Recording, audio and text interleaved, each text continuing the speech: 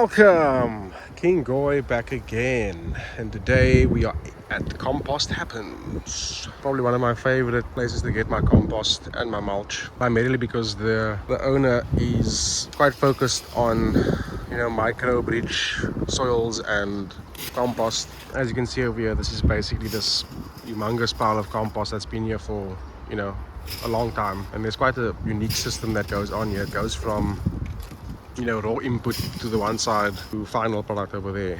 And one of the things I also like most is this ingenious sifting system. It's low input method as well, and as you can see, it's quite self-explanatory. You get bigger chunks at the bottom, finer chunks on the other side. But I mean, just based on what I see, that from here, a lot of that matter that you're sifting through on the one side can even be used as a mulch.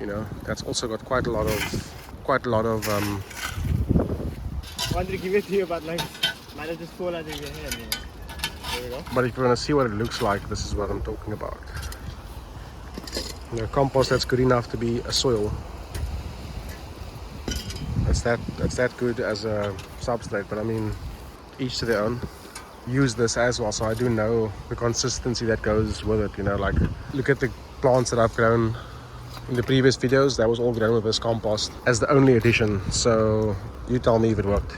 I never saw any signs of struggling in the plants. And as far as the mulch goes, I mean, again, just a nice selection of sort of finer mulch and thicker. Like this over here is what I'll most likely be getting for the mulch. I also love the smell of it. It's got such a nice woody organic smell, and everything about the place just it makes you feel nice when you get here. You're like, oh wow, so peaceful, great view on that side, and the prices are the same as you would find at a nursery, if not cheaper. I'm buying a bag of mulch for $50.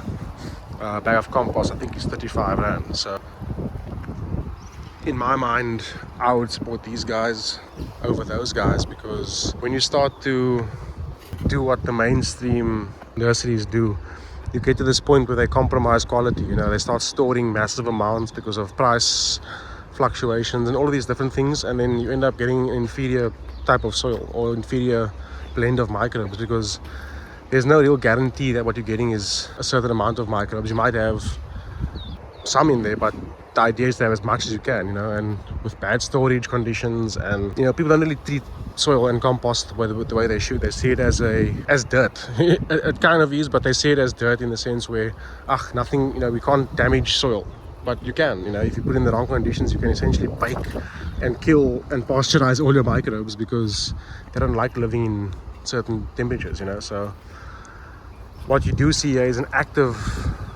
biomass, something that's constantly being moved and turned and used.